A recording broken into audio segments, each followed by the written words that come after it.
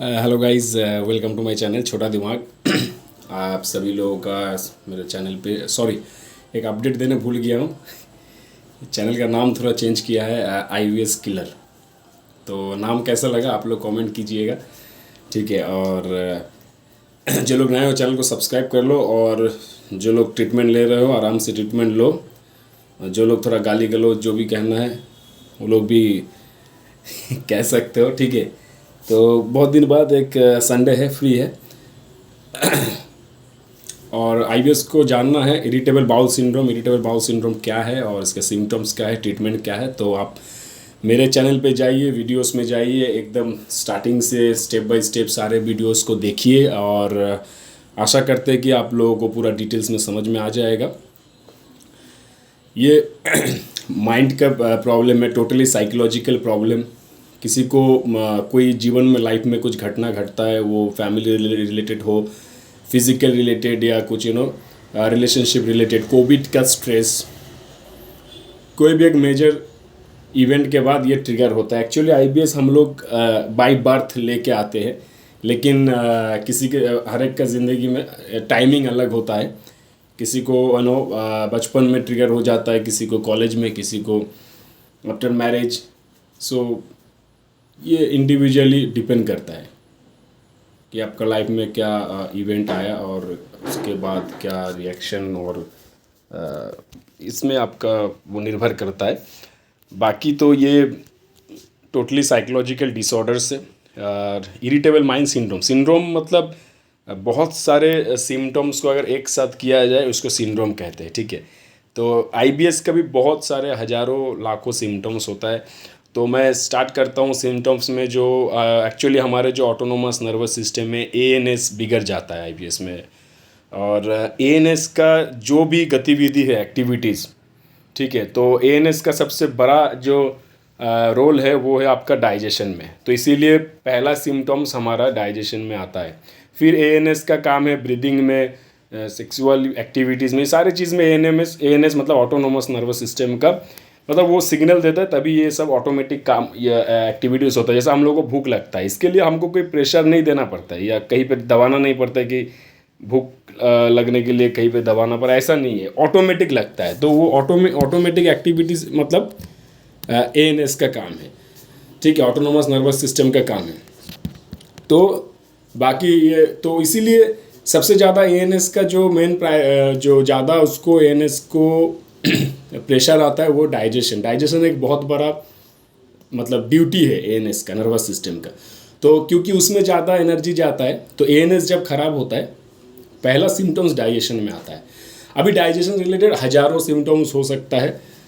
सबसे जो मेन है एसिडिटी से स्टार्ट होता है, किसी किसी को गैस से, फिर वो अपर पोर्शन में वो एसिडिटी गैस के रूप में आता है सिम्टम्स। उसके बाद लोअर में जाता है पेट दर्द वगैरह, क्रैम्प, मरोड़ आना, और लोअर में जाता है तो इंटेस्टाइन में जाता है। तो कभी किसी को ज़्यादा होता है मोशंस, उसको आप आईबीएसडी कह लीजिए। लूज मोशंस, किसी को मोशंस कम होता है, रुक जाता है, सिग्नल नहीं मिलता है, तो उसको आप आईबीएससी कह लीजिए। कॉन्स्टिपेशंस, किसी को बीच का होता है मिक्स, कभी कॉन्स्टिपेशन कभी डायरिया, या म्यूकस भी, बहुत सारा म्यूकस भी आता है, ठीक है। तो ये हो गया सिम्टम्स। उसके बाद धीरे धीरे बैक पेन, क्योंकि हमारा जो स्पाइन है उसमें भी एएनएस का बहुत बड़ा रोल होता है, ऑटोनोमस नर्वस सिस्टम का। तो स्पाइन का भी जितने सारे एक्टिविटीज़ है, बैक पेन बोल लीजिए, नेक पेन बोल लीजिए, स्पॉन्डिलाइटिस भी हो सकता है, लेकिन ये सारे चीज़ रूट कॉज है दिमाग, वो नर्वस सिस्टम। तो बैक पेन हो सकता है। उसके बाद आपका नींद खराब होगा, क्योंकि ऑब्वियसली यार नर्वस सिस्टम का मेन एक आपका दिमाग शांत करने का सिग्नल जो आता है कि चलो रात हो गया सो जाओ, वही बिगड़ जाता है, तो नींद खराब होगा। फिर सेक्सुअल एक्टिविटीज़ में प्रॉब्लम होगा, रेक्टाइल डिस्फंक्शन, या आपका उसको क्या कहता है, ईडी एक हो गया रेक्टाइल डिस्फंक्शन, और एक हो गया आपका प्रीमेच्योर एजैकुलेशन, ठीक है। इसको शीघ्र पतन या नाइट फॉल भी बहुत हो सकता है, वो भी एक बहुत बड़ा सिम्टम्स है लड़कों में, ठीक है। और फीमेल्स में वो जो वाइट डिस्चार्ज होता है, तो ये सारे बहुत कॉमन सिम्टम्स होता है। और धीरे धीरे हम लोग पहले तो वो जो भी सिम्टम्स आता है उस रिलेटेड हम लोग डॉक्टर के पास जाते हैं। अगर डाइजेशन रिलेटेड कुछ होता है तो हम लोग गैस्ट्रोलॉजिस्ट के पास जाते हैं, एक के बाद एक, और उसके बाद मान लो अगर फिर भी ठीक नहीं होता है तो हम लोग जाते हैं आपका हम लोग जाते हैं। फिर अगर बैक में प्रॉब्लम होता है तो ऑर्थोपेडिक के पास जाते हैं, स्पाइनल कॉर्ड रिलेटेड डॉक्टर के पास। उसके बाद भी अगर हमको सोल्यूशन, अगर यूरिनेशन में भी प्रॉब्लम हो सकता है, किसी को यूरिन ज़्यादा आ सकता है, किसी को यूरिन कम आ सकता है, ठीक है। तो यूरिनेशन भी एएनएस का पार्ट है। पसीना आ रहा है क्योंकि फ़ैन ऑफ करके वीडियो बना रहा हूँ ताकि आवाज़ क्लियर आए। तो ऐसे ही बहुत सारे सिम्टम्स आता है। तो हम लोग ये गैस्ट्रोलॉजिस्ट, ऑर्थोपेडिक, यूरोलॉजिस्ट, इनके पास जाते रहते हैं, टेस्ट वगैरह डायग्नोसिस करते रहते हैं। तो एक के बाद एक, उसके साथ साथ जैसे हम लोगों का कुछ रिपोर्ट में नहीं आता है और ठीक नहीं होता, हम लोग धीरे धीरे निराश होते होते कॉन्फिडेंस कम होने लगता है और हम लोगों का एंग्जाइटी या डिप्रेशन, मेंटल जो मेंटल के वजह से ही शुरू हुआ था, लेकिन और भी ज़्यादा हम लोग इसमें फंस जाते हैं। तब जाके मेंटल सिम्टम्स बढ़ जाता है, क्योंकि बीमारी पहले तो मेंटल था ही, एक अनजाना डर था ही कि मुझे कुछ हो गया, बट जब ठीक नहीं होते तो उसका चिंता करते करते, और एक बहुत बड़ा डिप्रेशन का कारण है आईबीएस में वेट लॉस होना, वजन धीरे धीरे घटते रहता है। तो पेशेंट सोचते हैं कि यार क्या हो गया, मुझे कैंसर हो गया। और गूगल, यूट्यूब, तो यार गूगल बाबा मैं कहता हूँ वो एक बहुत बड़ा रीज़न है हमारे बीमारियों का ज़्यादा बढ़ने का पीछे, क्योंकि मतलब ये गूगल यूट्यूब करते करते हम लोग बहुत मतलब इधर उधर बहुत भटकते हैं, ठीक है। तो ये मतलब गूगल यूट्यूब भी एक बहुत बड़ा कारण होता है, ठीक है। तो हम लोग फाइनली, आप लोग लकी हो कि हमारे वीडियो या किसी के वीडियो के माध्यम से बहुत जल्दी पता चल जा रहा है। आज का डेट में 6 महीना मैं ऐसे ही पेशेंट्स के साथ बात कर रहा हूँ, 3 महीना हुआ है पता चल गया है, बट वो बंदा जाता नहीं है साइकेट्रिस्ट के पास, क्योंकि उसको लगता है कि नहीं कुछ तो होगा यार, मेरे अभी भी कुछ तो मेरा दिमाग में बॉडी में कुछ है या पेट में कुछ है, विश्वास नहीं होता है। बट 4-5 साल गुजर जाने के बाद लाइन पे आ जाते हैं पेशेंट। तो मैं हमेशा कहता हूँ शुरू में ही चले जाओ साइकेट्रिस्ट के पास, ठीक है। तो फिर ट्रीटमेंट स्टार्ट होता है गैस्ट्रो का, इसका उसका, ठीक है। हज़ारों लाखों सिम्टम्स, बट साइकेट्रिस्ट मेडिसिन जैसे ही लेते हैं तो चमत्कार शुरू हो जाता है। क्या शुरू हो जाता है? चमत्कार। तो ये बट एक चीज़ आप लोग ध्यान रखो कि medicines is only a support. आप गिर गए थे, आप पैरालाइज्ड बन गए थे, तो मेडिसिन्स आपका जो एक लाठी होता है ना, एक वृद्धावस्था में, बुढ़ापे में, तो वो मेडिसिन्स वो लाठी का काम करेगा। चलना तो आपको होगा, चलना आपको होगा। और ये इसके लिए 2 चीज़ ज़रूरी होता है। एक तो आपका काउंसलिंग, सेकेंड होता है आपका योग, प्राणायाम, एक्सरसाइज। ये 2 चीज़ आपको दौड़ना सिखाएगा। मेडिसिन से एक सपोर्ट है, उसको पकड़ के आप सोचेंगे कि पकड़ के रखेंगे तो वहीं पे रुक जाएंगे ज़िंदगी, बट आपको दौड़ना पड़ेगा। दौड़ने के लिए काउंसलिंग, प्राणायाम, एक्सरसाइज, ये बहुत इम्पॉर्टेंट चीज़ है। काउंसलिंग मतलब देखो, ये दवाई चलते चलते हो या आपका मतलब कुछ दिन बाद हो, या मतलब मेडिसिन चलते चलते ऐसे, यार गर्मी लग रहा है, तो बहुत सारे डाउट्स होता है, क्वेश्चंस होता है, ठीक है। तो वो सब चीज़ें अगर एक गाइडेंस में रहोगे, वो कोई डॉक्टर हो, साइकोलॉजिस्ट हो, मैं हूँ, कोई भी जिसके ऊपर तुम्हारा ट्रस्ट हो, तो वो सपोर्ट जब मिलता है तो बंदा और भी जल्दी दौड़ने लगता है। तो मेडिसिन चलेगा। अभी पूछोगे क्या मेडिसिन से, ये बहुत लोग बेस्ट कॉम्बिनेशन, वर्स्ट कॉम्बिनेशन बताते हैं। मैं कभी भी नहीं कहता हूँ, क्योंकि तुम्हारा बॉडी वेट, हाइट, पिछला तुम्हारा हिस्ट्री, बैकग्राउंड, ये सारे चीज़, किस इंसिडेंट में ट्रिगर हुआ था, कितना दिन का प्रॉब्लम है, सब कुछ देखा जाता है। उसके बाद मेडिसिन चुना जाता है। बट मैं ये बता सकता हूँ 2 मेजर ग्रुप है साइकेट्रिस्ट मेडिसिन का, एक है SSRI, एक है SNRI, ठीक है। तो 95% केस में SSRI दवाई काम कर जाता है और 5% केसेस में SNRI दवाई काम होता है। तो SSRI सेगमेंट में 10-15 दवाई है और SNRI में भी 5-6 दवाई है। तो कुल मिला के 15-20 मेडिसिन है, उसी में से आपको दिया जाएगा मेडिसिन। आजकल बहुत सारे डॉक्टर यार 7, 8, 9, 10 दवाई देते। मैं I don't like this type of medications, क्योंकि यार मतलब इतना भी मेडिसिन ज़रूरी नहीं होता है IBS में, ठीक है। तो आप लोगों को शायद लग रहा है कि इतना सारा मेडिसिन से काम हो रहा है, बट उसी में से 1-2 मेडिसिन ही आपको काम कर दे रहा है, बाकी का मेडिसिन आप फालतू के खा रहे हैं, ठीक है। तो 2 या 3, मैक्सिमम 3 दवाई साइकेट्रिस्ट को, और साथ में गैस वैस का दे देगा, ठीक है। और जिनको भी पेट में कोई दर्द नहीं है, क्रैम्पिंग नहीं है, गलती से भी कोलोस्पा एक्स या नॉर्मेक्सिन, लिब्रेक्स ये सब दवाई मत खाइए। अगर पेट में दर्द है, मैं बार बार बोल रहा हूँ, if you having any kind of pain in your stomach, अगर आपका पेट में कुछ भी दर्द है, यदि আপনার পেটে কোনো ব্যথা আছে, if you have any cramping, then only take this type of medicines. ठीक है, अगर आपका पेट में कोई बहुत इनटॉलरेबल दर्द है, क्रैम्पिंग हो रहा है, तभी ये कोलोस्पैक्स, नॉर्मेक्सिन, लिब्रेक्स इस दवाइयों को सेवन कीजिए। ठीक है, नहीं तो कोई भी ज़रूरत नहीं है। मैं ऐसा 100-200 पेशेंट दिखा दूंगा जो इस टाइप का मेडिसिन ना लेते हुए भी ठीक हुए हैं, ओनली साइकेट्रिस्ट मेडिसिन से, और साथ में काउंसलिंग और प्राणायाम। ठीक है, तो निराश, प्रेमानंद महाराज जी कहते हैं कि निराश मत होना। लगेगा एक एक टाइम लगेगा कि यार हो गया, बस इतना कुछ देख लिए यार, बस अब निकल लेते हैं, ठीक है ना, गिव अप करने का मन करेगा, बट तभी फिर से उठना है और एक बार ट्राई करना है लाइफ में साइकेट्रिस्ट। तो जितना जल्दी करोगे उतना जल्दी रिजल्ट आएगा। यार मैं भी अपने मम्मी को कह दिया था कि मम्मी देखो मैं अपने आप को और 60 डेज़ यानी 60 दिन 2 महीना दूंगा। मुझे वो दिन याद आता है, तो अगर मैं ठीक नहीं हो तो मैं कट लूँगा, मतलब सुसाइड। तो मम्मी ने कहा था कि ठीक है भाई, ऐसा अगर कुछ करने जा रहे हो तो थोड़ा भगवत गीता पढ़ लो। ठीक है, तो भगवान का कृपा है, मम्मी का आशीर्वाद है, माँ का दिया हुआ दूसरा जीवन मिला, भगवत गीता हाथ में आया, तो मेरा काउंसलिंग खुद भगवान ने किया। तो इसीलिए जो भी मेरे हेटर से जो भी है, तो यार मैं इतना कॉन्फिडेंट इसीलिए बोलता हूँ, तुम लोग कुछ भी नहीं उखाड़ पाओगे, बिकॉज भगवान ने मेरे को उठाया था, भगवान ने मुझे काउंसलिंग दिया था। ये मैं गर्व से नहीं बोल रहा हूँ, बट ये भी सच, अगर भगवान चाहेंगे तभी मेरे को गिरा सकते हैं, भगवान ही गिरा सकते हैं। तो ये तुम लोग इधर उधर का गाली गलौज देके कोई फ़ायदा नहीं, अपने IBS को और बढ़ाओगे सिर्फ। ठीक है, तो गुस्सा मत करो यार, गाली मत दो। कोई भी मेंटल इमोशंस अगर होता है माइंड का, वो ज़्यादा एक्सेसिव मत करो, हद से ज़्यादा खुश मत होने जाओ, हद से ज़्यादा दुखी मत हो जाओ, हद से ज़्यादा किसी को हेट मत करो।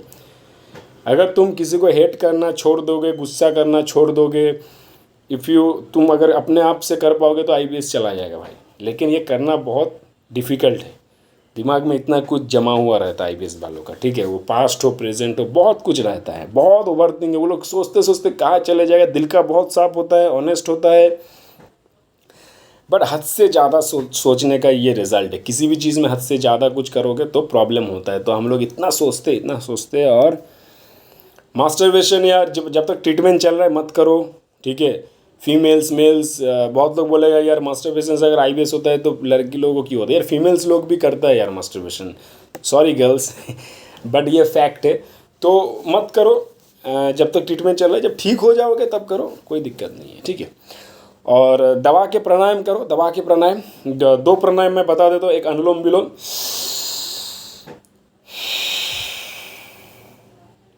फिर जहाँ से छोड़ा वहाँ से लो, फिर दूसरे से छोड़ो। ऐसे करके 10 से 15 बार एक राउंड, और टोटल करना है 3 से 4 राउंड। और दूसरा जो सबसे ब्रह्मास्त्र एकदम दुनिया का सबसे ताकतवर प्राणायाम है मेंटल हेल्थ के लिए, वो है भ्रामरी। ऐसे आंख बंद कर लो, ऐसे इधर 2 उंगली कान को ऐसे कर लो, और कान को भी ये वाला से कान को दबाओ, फिर नाक से सांस को खींचो, सांस छोड़ने के समय ओम बोलना। ठीक है, सांस छोड़ने के टाइम पे ओम बोलना है, ओम।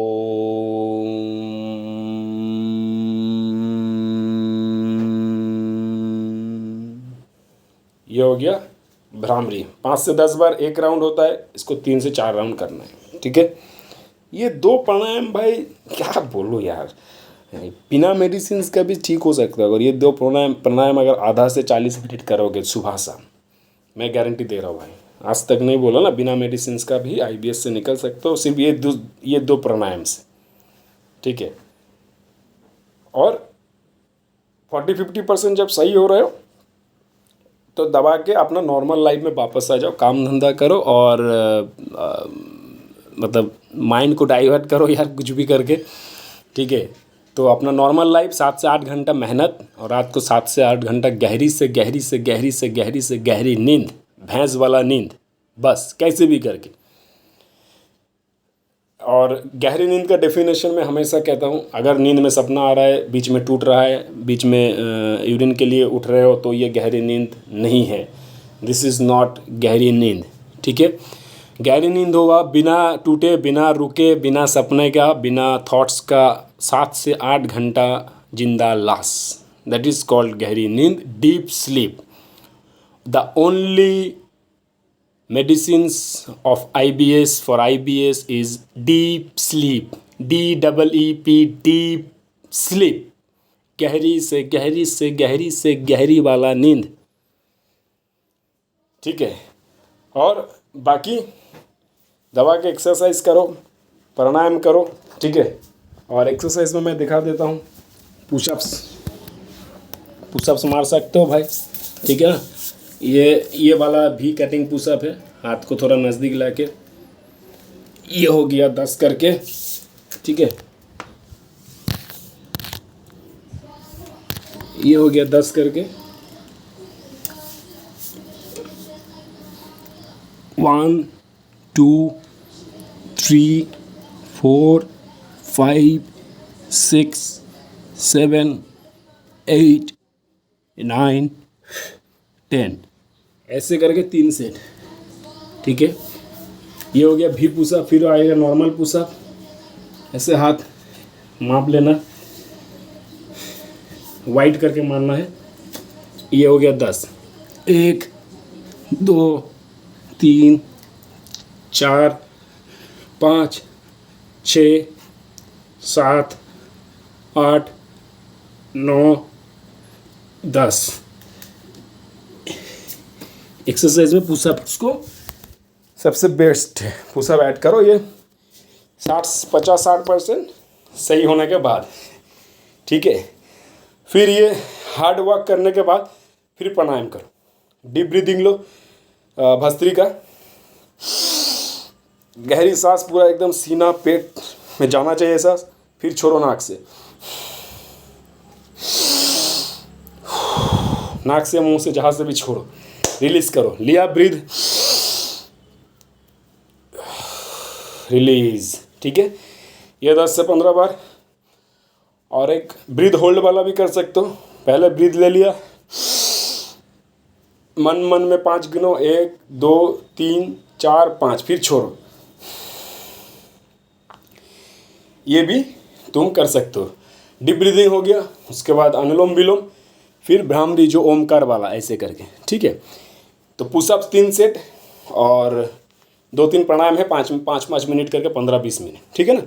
ये हो गया, ज़िंदगी में वापस नहीं आएगा। बहुत लोग बोलते हैं ना भाई IBS वापस आ जाता है, ये हो जाता है, फाड़ के रख दिया IBS, चबा के खा लिए तो चबा के खा लो। और मैं एक एग्जांपल बताता हूँ भाई, ये IBS कॉन्स्टिपेशन वाले बोलते हैं यार लूज मोशंस वाले लगता है थोड़ा सा सही है। लूज मोशन वाले को समझ मतलब उनको लगता है कि यार ये कॉन्स्टिपेशन वाले शायद ठीक है, चलो, लेकिन दोनों ही नरक है, बस सिम्टम अलग अलग है, ठीक है ना भाई। तो कॉन्स्टिपेशन वाले ये मत सोचो, लूज मोशन वाले भी मत सोचो कि वो लोग आराम से, सबका लाइफ ज़िंदगी झांट होके ज़िंदगी पूरा नरक हो गया है। मेडिसिन लो, एक्सरसाइज, प्राणायाम, नॉर्मल ज़िंदगी में वापस आना है, ठीक है। कोई भी क्वेश्चन हो, क्वेरीज हो, कमेंट करना। जो लोग नए हो चैनल को सब्सक्राइब कर दो, लाइक कर दो। लाइव आऊँगा, आज आ सकते हैं, मैं भी नहीं, बिकॉज आज शाम हो गया, वीडियो डालते डालते फिर टाइम नहीं मिलेगा शायद। तो गाइज थोड़ा सा ब्रीदिंग हो रहा है, पुशअप मार लिया यार, बात करते करते हैं, वीडियो डालते रहते। ऐसा एनर्जी एक्सरसाइज करने से ही आएगा, ठीक है ना। बहुत लोग बोलते हैं यार एक्सरसाइज मत करो, मैं कहता हूँ यार एक्सरसाइज से ना कैंसर तक हराया जा सकता है, एक्सरसाइज और प्राणायाम से। तो IBS क्या चीज़ है, मैं अभी भी कहता हूँ कैंसर वैंसर से IBS बहुत बहुत लोअर लेवल का डिजीज़ है, ठीक है ना। हाँ, तुम लोग कह सकते हो कि मैं निकल गया बोल के बोल रहा हूँ, लेकिन नहीं। हाँ, जब तक बीमारी में हो लगेगा कि तुम्हारा बीमारी सबसे बड़ा है, वो तो हर एक पेशेंट को हर एक बीमारी में लगता है, बट कैंसर वैंसर मतलब पूरा ख़राब कर देता है सिस्टम, समझ रहे हो ना बात। तो एक्सरसाइज प्राणायाम मस्ट, बहुत हेल्पफुल चीज़ है एक्सरसाइज प्राणायाम, बहुत ही गजब का चीज़ है। क्योंकि देखो ये आईबीएस खेल ही है डोपामाइन और सेरोटोनिन का, माइंड का जो केमिकल लोचा हो रखा है, और एक्सरसाइज प्राणायाम से वो केमिकल्स रिलीज होता है वेरी बढ़िया से, मेंटेन होता है, मैनेज होता है बहुत अच्छा। तो प्राणायाम बहुत मस्ट।